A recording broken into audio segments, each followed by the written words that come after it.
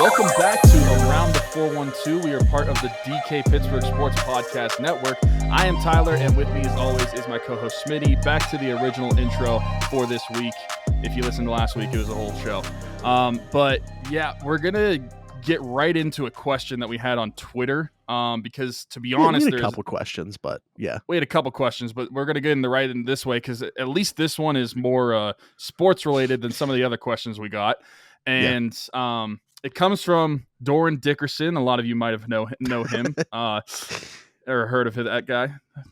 Might be famous in Pittsburgh, but so he asked, should Pitt, Duquesne, and RMU football have an in-camp scrimmage every year, open to the public like a preseason game? Man, that is interesting. Obviously, from like a national level, I don't know how much interest there would be in it, right? But like just on a local level, I think that's a crazy good way to like drum up interest. It's almost like, you know, how like Pitt and Duquesne basketball would play each other every year until Pitt got scared to do that because Duquesne actually beat them, what they thought would never happen. But you know, I think it is a good way to just like kind of like drum up some interest on a local level for all the programs. I think it'd be kind of like Pitt doing the other teams a favor as well. I like the idea. I don't know, you know, if this is literally just Doran off the top of his head saying this or if it has been discussed at any level. But just like from, you know, a fan of sports in me and, you know, following the local teams, why not? Yeah, I think it could be kind of like a version of a inter squad game, like they have the blue and gold game for Pitt athletics. I think you could call it like blue and gold versus blue and red because Duke and RMU are both blue and red. But Doran also went on to explain further. Yeah, I'm seeing that now. I'm seeing. Yeah, it's not like an actual game where they're actually tackling. He thinks it could just be like 1-on-1, 7-on-7 team stuff. Okay, and more of a organized practice like the NFL does with these inter team practices. I think that it's a really interesting idea. I think it could bring a lot of attention to the programs because, I mean, you have individual fans for all three, and by no means are any of the three, including Pitt, really that big within the scope of Pittsburgh sports. I know Pitt has gotten, especially last season, for how great they were, they gotten a little more attention than they usually do. But let's face it, being in Pittsburgh, you're going to be competing against the professional teams no matter what. And if this is open to the public, it's free. It gets people a way to get into the stadium and really see these guys play and see what product they could be getting on the field and kind of just introduce them to the team itself without actually having to buy tickets to a game or really dive down and read into what Pitt football athletics is doing. And because let's face it, there's not a whole lot of interest compared to the professional sports for Pitt, Duquesne, RMU, any of it. And so I think this would just be a fun way more than anything to get people more involved with the college athletics in the Pittsburgh area. Yeah, what I think would end up happening, like even if you keep it at like a drills level and not have an actual game, I think you're going to see some heated battles going on, like especially like a kid that's at like Duquesne or something that didn't get an offer from Pitt, trying to like show up and show why he should have gotten one. I mean, it would be great to watch, right? You just have to be worried about like guys getting injured going too far, but I like the idea on the surface level at least, Doran. So thanks for sending that in. Cody, I'm not going to give you my social security number, at least not on the air. If I can text it to you if you want me to.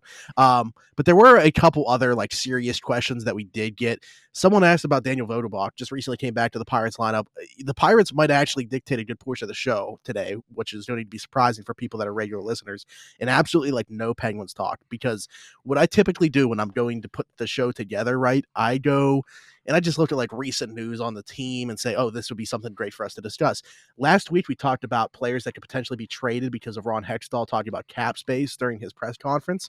That was literally the only topic really recently that came up when I was looking at the team on the Score, ESPN. It took me to an article about some trade bait candidates on the team. So we were a little bit ahead of the curve. We should have waited. They tuned into the show. We were ahead of the curve. They got the idea from us. We trademarked that idea.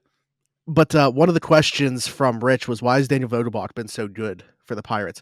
I think listen, by the way, what it's so weird that he had been the leadoff hitter for so long. I don't know if we're going to see it again. Like Brian Hayes has kind of settled into that role, or like even Bryan Reynolds at times this year. They've operated with some different guys there. Ben Gam, when he comes back, he might be in that role depending on where is he going to play though. We'll get into that. But Daniel Vogelbach specifically, I think what's so great about him is the number of pitches that he sees. He has a great eye for the strike zone. Like if he looks at a pitch, if it's a borderline pitch and it's outside, the umpire should know that it's not a strike and not to call it, because Vogelbach knows the strike zone better than he does. I think for me, that's really it, is the patience, how many pitches he sees. Obviously, he's got a good bit of pop too for a lineup that doesn't have a ton of that. You obviously need some of that, and he can provide some of that thump. But he's been a really nice addition. He's obviously not like in the long-term plans of this team, but on short-term, he's been one of the reasons I think that the team hasn't been as bad as a lot of people thought they would be. Yeah, he's not an all-star by any means, but I envision him, and I think of guys that were like, imagine the Moneyball movie, the guys that were basically signed to get on base, and that's kind of what he's done this season for the Pirates. He hasn't been an all-star, he hasn't been amazing by any means, but what he's done is provide enough offensively, and as a thick boy, I really appreciate that. But getting on base is what he's been really good at, and I think that he's definitely contributed to this Pirates team. And something that this team has done recently is like there's a lot of younger guys as well, which we can get into later when we talk Pirates. Oh, but we will. Contributing. Yeah. I mean, we're getting contributions from this team that we didn't think we were going to get from other areas as well. And it's really pleasant to see. And it's a signing that actually worked out. Yeah, he had been a tone setter when they did have him, up near the top of the lineup. That really hasn't been the case as of late, like I said. But still, it's been a quality sign. Of course, like a guy that hasn't played the field at all for them. He's pretty much strictly in that DH role. But it is what it is. Obviously, with the DH coming to the NL, you need a guy like that to be there. So he's done. I mean, everybody can see why he's a DH. Let's be honest. But I really want to know, if you go back in the history of baseball, has there ever been a bigger leadoff hitter in the history of baseball? Ooh, that's a good question. I mean, I guess we could look it up. we do have the ability to look things up right here. True. I have my computer right. Let's find out. Who is the heaviest? We'll word this nicely. Leadoff hitter in MLB history. Hey, this is a question out of respect, because the way that he was killing it for a while, I mean, you got to have respect for it. Well, anything? Of course. It's probably not an easy answer to find. It's probably not a very common question. Yeah, it goes to who are the best leadoff hitters of all time and such like that. If anybody does have that answer, that'd be great, though, because now I'm curious as well. So if somebody does know the answer to that. Is he the largest, heftiest player that has ever let off a game or let off a team? Yeah. And then the last thing was where are the Steelers tickets, because we put out that we were going to give away Steelers tickets, maybe 2 pairs, depending on where we're at followers wise. But definitely when we hit 17,000 Twitter followers, we're at 15.2 something right now. So the answer to that question on the surface is whenever we get to 17,000 Twitter followers. But for everybody that's listening right now, I don't know how you would not be following us on Twitter. I feel like that's where most of our people come from that know about the show in general, are probably from Twitter. But if you are not, for some reason, please follow us on Twitter. We're going to be giving away Steelers tickets, Steelers Ravens, when we hit 17,000 Twitter followers. And then if we by some chance hit 20,000 before the season starts, we're going to give away a second pair of Steelers tickets to a different game. So potentially 2 different pairs of Steelers tickets on the line here. So be sure to follow us on Twitter. But the answer to that question is just, hey, as quick as you guys want to get us to 17,000 Twitter followers. Yeah, last thing before we move on to the next segment. And this is actually something that I can relate to the Penguins, I guess, a little bit, and something that we don't talk about on this show at all. Penguins owner LeBron James recently said that out of the playoff teams that are currently that made the playoffs this year for the NBA, he would like to play for the Warriors. So I just want to say that as I wouldn't say non-NBA fan. I just don't have a team. I like specific players, but being from Pittsburgh, we don't have an NBA team. But as a non-team affiliated NBA fan, I would love to just see the chaos of LeBron going to the Warriors. So I am all for it as the Penguins co-owner going to play with Steph Curry. Yeah, we kind of already saw something similar with that, like when Kevin Durant left to go to Golden State, right? This will be a little bit different, but yeah, when I think chaos is a perfect word for it. So, but that would have to mean Bronny goes there too, right? I mean, that's where LeBron eventually wants to be playing, wherever it is that Bronny's at. So, even if it's somewhere random like Orlando or something, we'll Just we'll sign see. like a 1 or 2 year deal. Yeah. When we come back, we're actually going to talk about the Steelers here in this middle segment. Minicamp started this week following OTAs. I want to talk about two players that we've gone back and forth talking about. They're in two different like contract talks with the team, but one is going through team drills right now, and the other one is not. And the answers to those might surprise you because they're flip flopped from what we thought they would. We're going to talk about that when we come back. This is Around the 412 on the DK Pittsburgh Sports Podcast Network.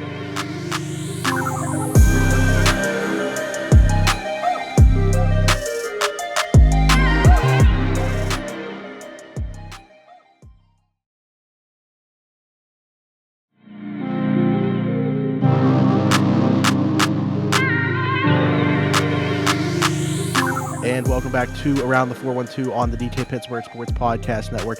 I'm Smitty. That is Tyler.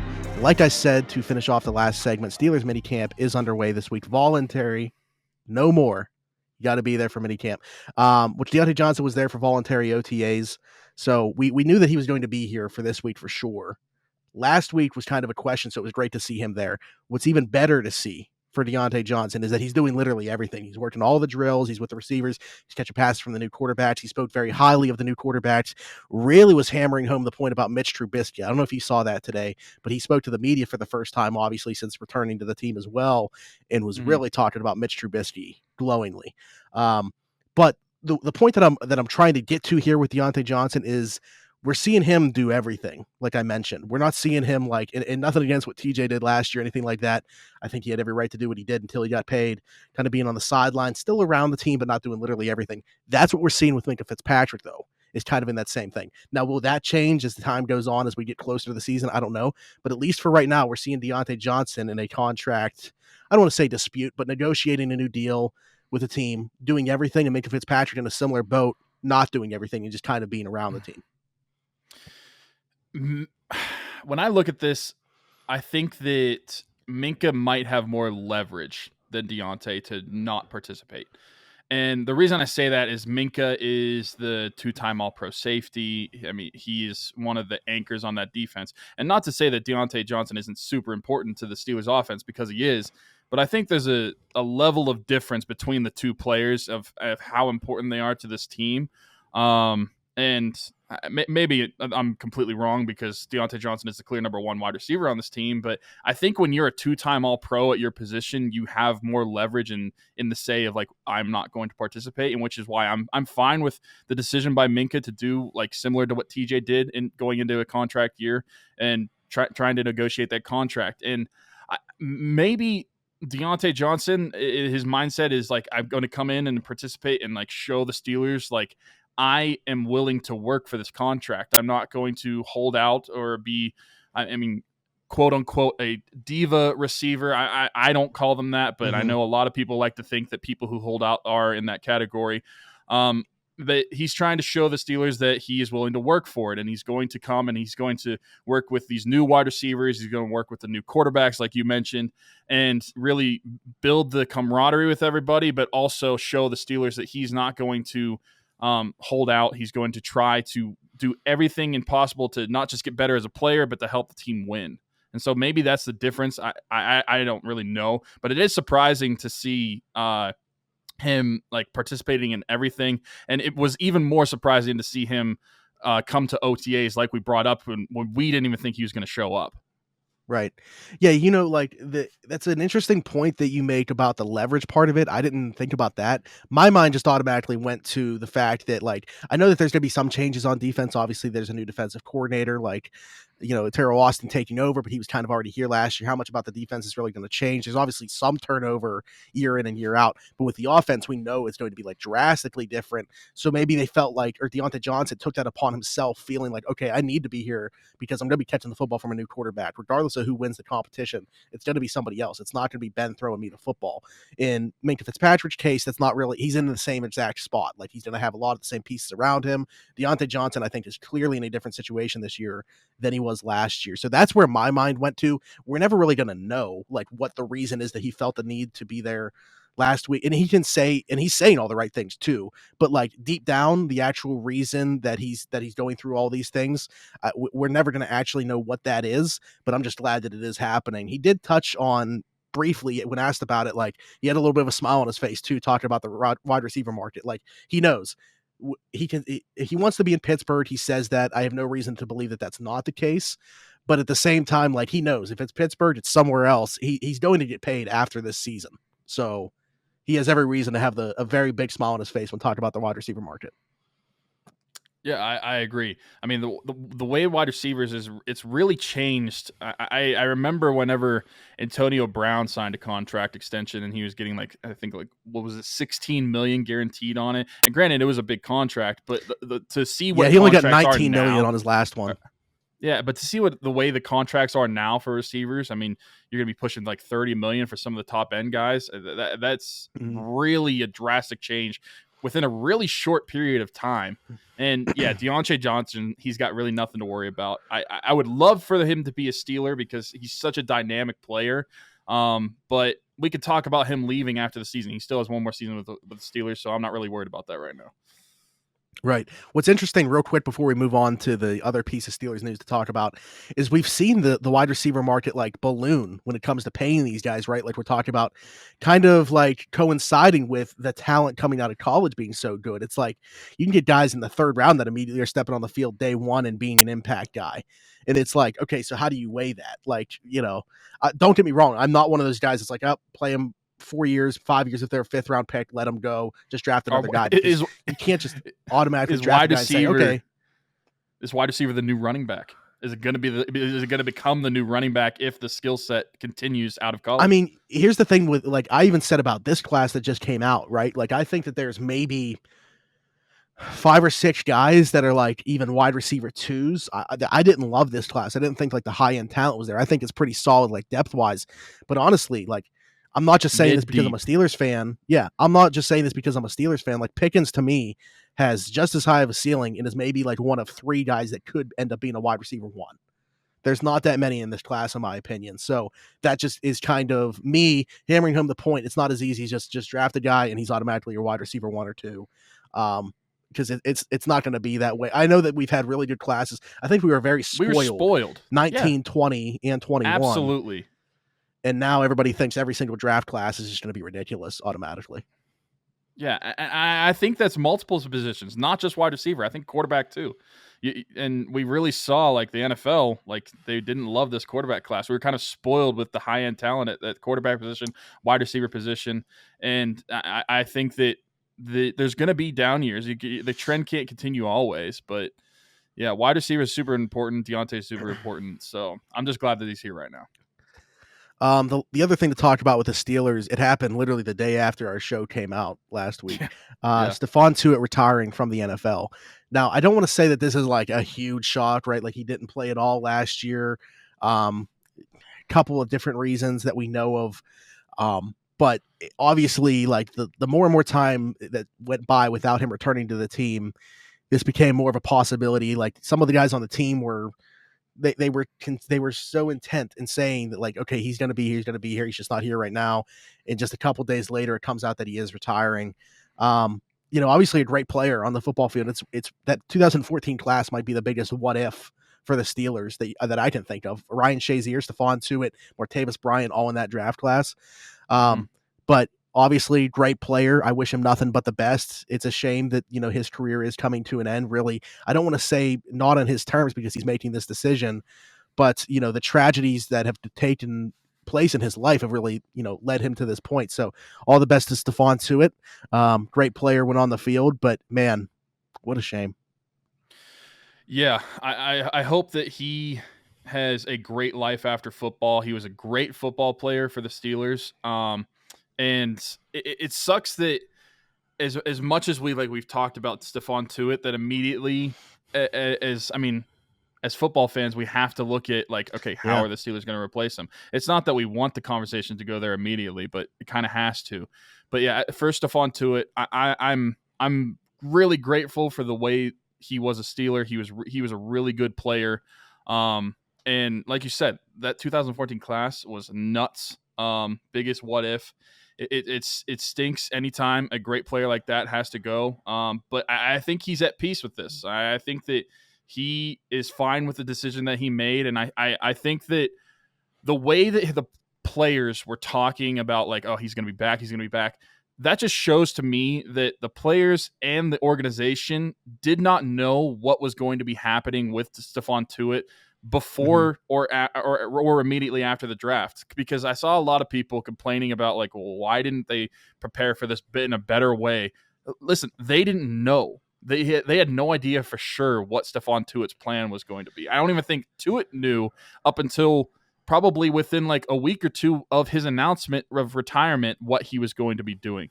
So to say that the Steelers should have prepared better, I just think that's unfair to them, because I just don't think they had any idea that they were knowing. And hearing the comments of like a week prior to Stephon Tuitt's announcement of his players like Cam Hayward saying like, oh, he's going to be back, that just proves to me more that no one had any idea. But I hope he has a great retirement, great life after football. Hope he's healthy. Hope he could find peace with everything.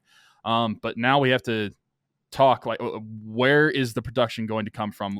We saw without Stephon Tuitt and Tyson Alualu as well, but this year we're going to hopefully have a healthy Tyson Alualu.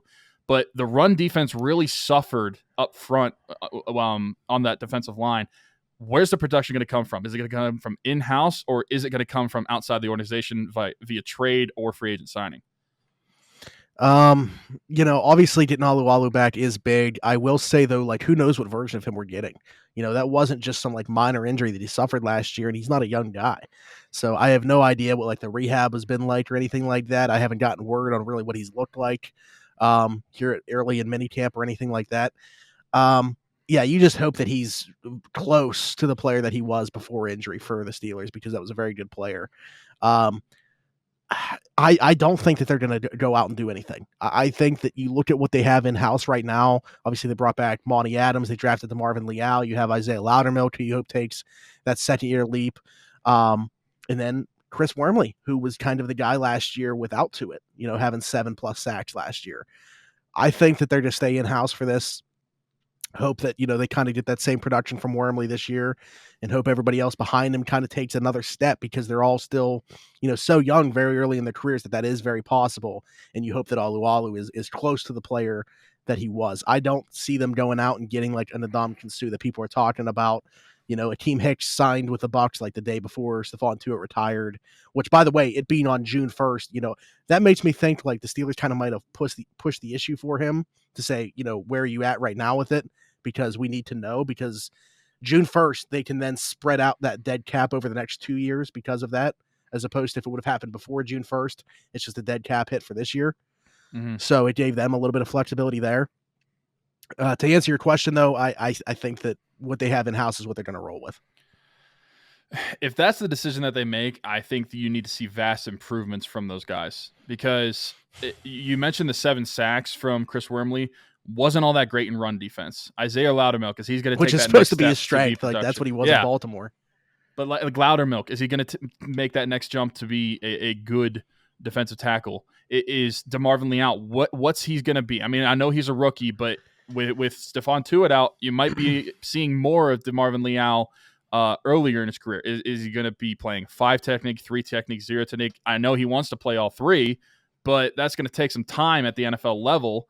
And so where is the production going to come from these guys? Because based off last year, you're going to have to get vast improvement if you're going to stick with in-house, which makes me think that there's a potential, and I don't know if it's going to be trade, free agent signing, or who it's going to be. I'm not going to be able to give you the name, but with the Steelers having currently $21 million in cap space and having guys on their roster that they can currently restructure contracts to give them even more cap space, I think it would be smart to at least look outside the organization at possibilities to bring in, because based off what we saw last year, I'm not that confident in being able to solve the run defense in-house. Yeah, I mean, if you're asking what I would do, I would love to see them add, a veteran body to that defensive line.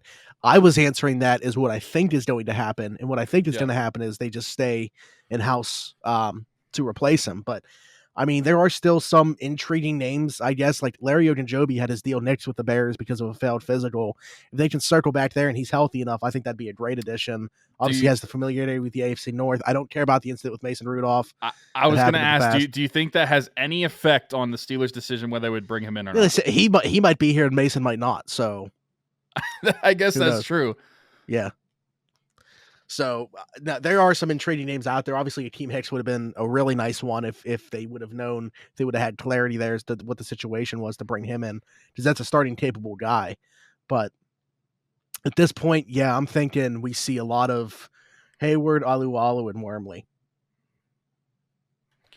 It would make sense. I mean, that would be the three. I just hope that Wormley takes that next step in being able to be a run defender like he was in Baltimore.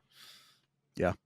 I think that's it Steelers wise. So we're actually, man, how about this? We're going to talk about the Pirates when we come back, who are playing right now, by the way, but also been playing some really good baseball as of late. A lot of young guys contributing to that. Who would have thought? Let the kids play. We'll talk about that when we come back. This is Around the 412 on the DK Pittsburgh Sports Podcast Network.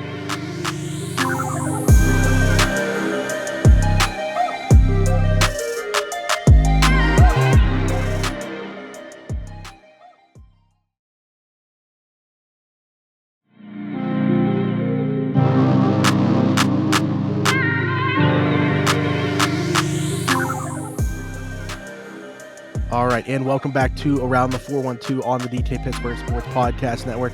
I'm Smitty. That is Tyler. We're going to talk about the Pirates to wrap up this week's show. First and foremost, big shout out to Travis Swaggerty, friend of the show. He's been on here, and he is making his MLB debut as we speak right now. By the time that you guys watch or listen to this, it will have happened yesterday. But starting out in center field with Bryan Reynolds being the DH. So happy for him. He's overcome so much, on a personal level, but also just like all the injuries that he's gone through recently, like that shoulder injury. A lot of people thought like, man, is this going to derail his career? Because he didn't look like the same player coming back from it either. And all of a sudden at the AAA level this year, really getting hot when he came back, earning the call-up. So awesome to see from him. But this is like now just one in a string of call-ups that we've seen from the Pirates recently, where guys are just getting an opportunity to play. These kids are getting an opportunity to play, and good things are happening right now for the Pirates. Yeah. I don't want to brag, but we kind of called this in like 2018. With our Trust the Bucking Process shirts that we gave out to like all these players, multiple completely players, different front office and everything. Yep. Completely different front office, but multiple guys that had our Trust the Bucking Process shirts are coming up to the MLB now and producing right now as with well. Him. Travis is his best friend. O'Neal Cruz is going to be on his way soon. But yeah, I don't want to like toot our own horn a little bit, but we kind of called this like 4 years ago. So, but yeah, it's kind of true though. Like we've really been wanting this for a while. And when I say like wanting this, I'm talking about like, I'm sick of like the old, like the Cole Tuckers of the world, like those kind of guys. I mean, Kevin Newman to a certain extent, the same old players that we've seen for the past few seasons that like don't really add much production to the lineup. And we, at least if they're going to be bad on the field, we would rather see the young guys and see what we have with those guys.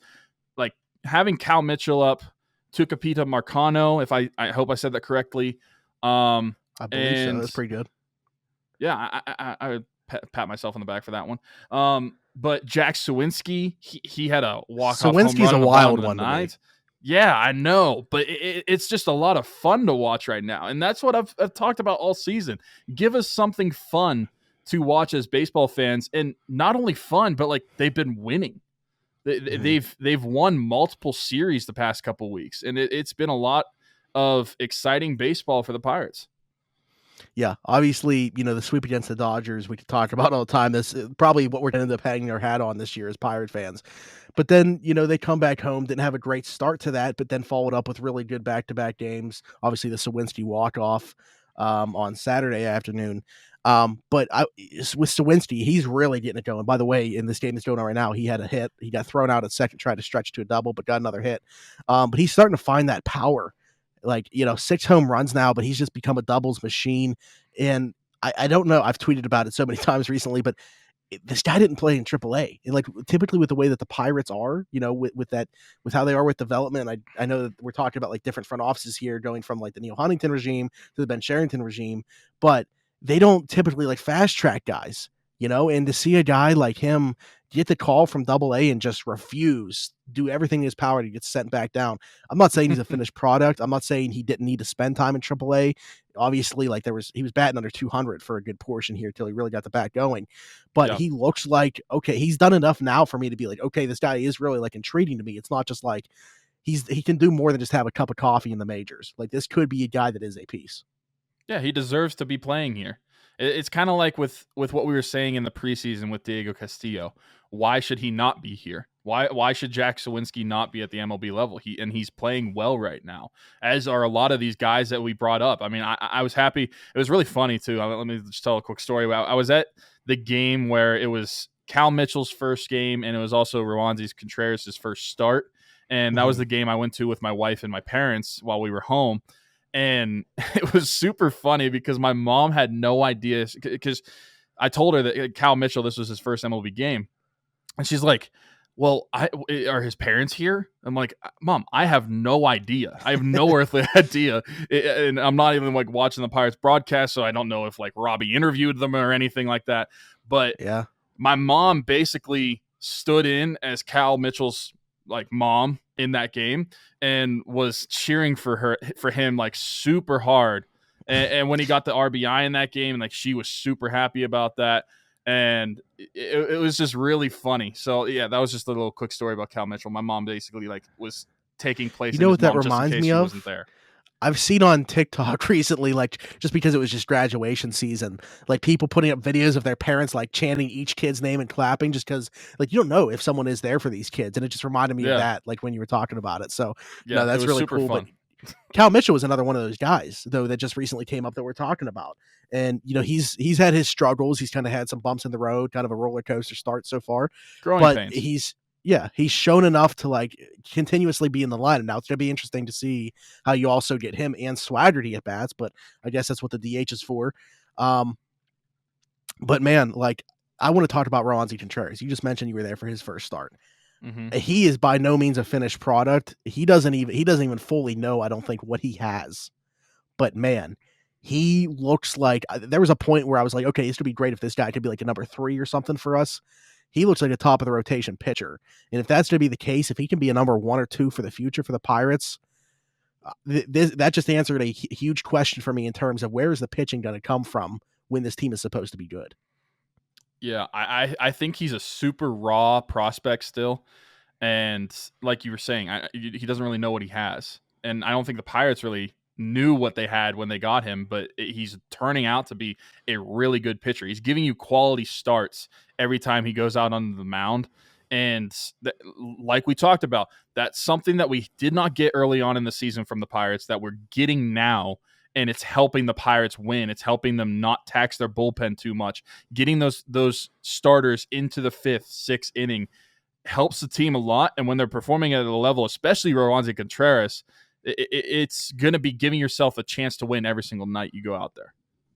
Yeah, absolutely. And the team as a whole, is going out there every single night. They're competing.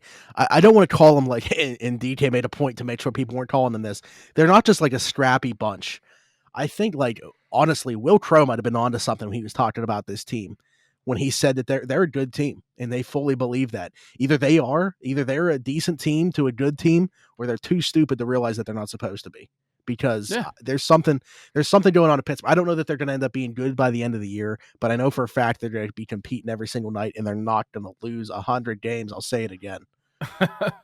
No, it's super hard to lose 100 games. The Pirates in their history which is since 1887, I believe, have only done it like 5 or 6 times. So it's super. And hard they did to it do last that. year, and they're not going to do it in back-to-back years. So Exactly. But something I want to bring up just to kind of close out Pirates talks. Are you concerned about Bryan Reynolds at all? The way that he's been playing. I know that he's visibly frustrated, I feel like, out there. I mean, I think he's still having a fun when it comes to at least the team environment and winning the games, but individually, I feel like he's frustrated, especially when it comes to batting. Are you concerned about Bryan Reynolds' production at all? I'm not. Maybe I should be. Maybe I'm just being like cautiously optimistic here. But the way I'm looking at it is he's had more success with worse lineups hitting around him. I just think he's way too talented and he's going to figure it out. Like, especially when you get another bat here like O'Neal Cruz, another guy that people aren't going to be able to just pitch around. I'm content with saying that Bryan Reynolds is going to figure it out. I just think he's too good. He's done it already at this level against the pitching that he's seen. Again, with very little to no lineup protection. I just think as more talent continues to come here, we're going to see the 2021 version of Bryan Reynolds come back. So no, I'm not. I'm not worried about him. I'm not right now either. I mean, maybe it's just like a syndrome of like starting early in the season, but then he picks it up in the summer. I mean, we saw that with Andrew McCutchen multiple times throughout his tenure in the Pretty Pirates. much every season, yeah. April and May, he was terrible, and then June through like August, he was batting like 400. So the best player in baseball for 2 months. Maybe we'll see that, but yeah, I'm not really concerned right now. I just figured I'd bring it up because I know a lot of people online are, and the people that follow the Pirates. It's like, why is Bryan Reynolds struggling the way he is? But at least we have Brian Hayes to pick up the slack. Yeah, I think when you look at where the team is right now and you see all these other encouraging signs, you just wish that he was, kind of leading that charge. But again, I think he'll figure it out as, other pieces like again, when O'Neal Cruz gets here, who are you really like going to be pitched around when you look at that top of the lineup? So he'll be all right. He's going to get his here soon. But I just want to ask you to kind of close this thing out. Okay. Are we in for a fun summer of Pirates baseball, do you think? Like, I don't know if it's going to be good, but I just have a feeling like there's not going to be many games where I'm turning them off early. The Pirates are all the way back. I'm ready for my email about Bucktober. They are back. We're not Texas. The Pirates are back. We are. Hold on. Let me go to the standings real quick. We got Chris Halleck and everything just turned around. Yeah, exactly. That's all we needed. I mean, we're 7 games out of the division, but what are we in the wild card race? I mean, 4. We're 4 games, 4.5 maybe. That's nothing. That's like one series. That's like the series against the Brewers in 2018. We swept them in 5 games. Come on, we are all the way back. And as sarcastic as I am right now, I'm still very excited about Pirates baseball, and specifically because of the young guys being called up. It's literally what we've been asking for a couple seasons now, and being able to see it and getting the production that we've gotten from some of them and being able to see the process of them become big leaguers is going to be fun to watch. No matter whether the team wins or lose, I will enjoy the process of watching these prospects that we've been waiting to get to the majors actually perform and see what they have. Yeah, I mean, so O'Neal Cruz, right, is the guy that we're like really waiting on. Beyond him, like, who do you think would be the next guy called up? It could be another one of our guys in Cody Bolton if they're looking for a pitcher here soon. But like, is Mason Martin ever going to get a shot? What's going on with him? Like Juwan Bay, maybe if they need a middle infielder at some point. I think that he's probably knocking on the door. I mean, I feel like I would say Mason Martin. I understand the strikeout percentage is substantial, but I feel like the production that he has outside of that is too good to just like ignore and keep down in the minors. You got to test it out at the MLB level at some point. I mean, this guy basically hits a home run every game. So if he's going to do that, see if he can do it in MLB ballparks and give yourself some extra runs. Especially when your best option at first base right now is an out of position Michael Chavis. So yeah, that's true. But like, yeah, Chang, you're getting nothing from. If a guy hits a home run every single game, and he has to say it's 3 at bats, hits 1 home run, strikes out the other 2. I mean, you're still batting. That's a lot of what the league is becoming anyway. So yeah. So test out the waters. Mason Martin, that's the next one for me after O'Neal Cruz to come up, especially because they don't really have a true first baseman. Bring them up together. Might as well. There we go. Just trust the Bucking process, people. Come on, bring it back. Ben Sherrington needs to trust the Bucking process like we were when it was still Neil Huntington running the show. Exactly. That's what needs to happen. But other than that, I think that about wraps it up. Let us know what you guys think about anything that we discussed in this show. Let us know any questions you might have for next week's show, all that good stuff. But until then, for Smitty, for Tyler, this has been Around the 412 on the DT Pittsburgh Sports Podcast Network. Subscribe to us, leave us a like, comment, wherever you guys are listening or watching. Get us to 17,000 followers on Twitter. And we'll get us to 17,000 followers. Steelers Ravens tickets. Absolutely. So look forward to that. Until then, we will talk to you guys next week. Bye-bye.